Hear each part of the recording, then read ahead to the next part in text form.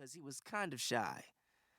After traveling the globe for so long, he was glad that his mother was finally serving stateside.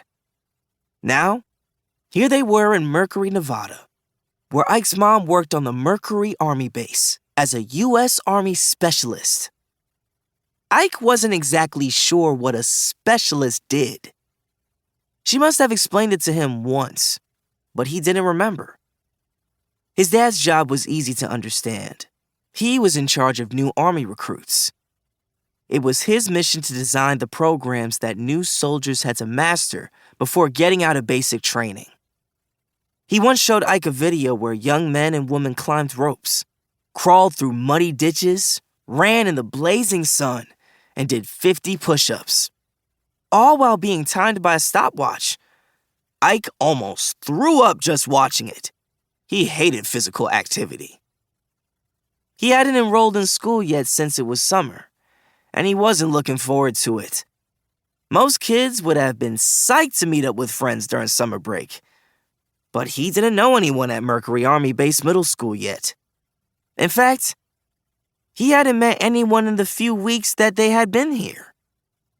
He'd seen some kids his age around base housing riding bikes and playing sports, but hadn't gotten up the courage to introduce himself. What was the point? He often thought. Before too long, there'd be another move, and his family would be stationed in some far-flung destination once again. Ike pulled a chair back from the kitchen table and sat down.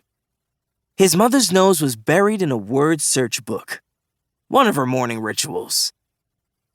"Where's Dad?" he asked. "He had to go in this morning," she replied, not looking up. The toaster dinged, and Ike got up to retrieve a slice. "Ow!"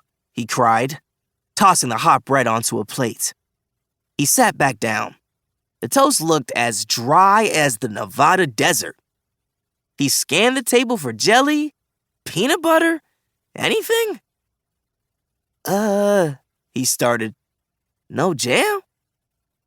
"Too much sugar," his mom replied. Ike sighed and reached for a pitcher of fresh squeezed orange juice. Sugar-free, of course. His mom smiled, revealing gleaming white teeth. She wore glasses, like Ike, and her hair was exactly 4.0 inches long, just above her earlobes and the collar of her uniform. The military had so many rules. Ike's head spun whenever he was reminded of them, which was often. Like every other military boy, he got a buzz cut every few weeks.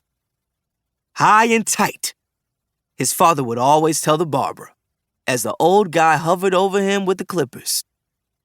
Ike would shrink in the chair, trying to will himself to disappear. He didn't like getting haircuts and wanted to grow out an afro, but his dad said he couldn't do it until he graduated from high school. If that day ever came, Ike often thought, it seemed an eternity away. Everything having to do with the military was about regulations, from haircuts to lawn care. One time, Ike saw his dad bend down and measure the grass with a ruler. A ruler! It was the most military thing he'd ever seen him do.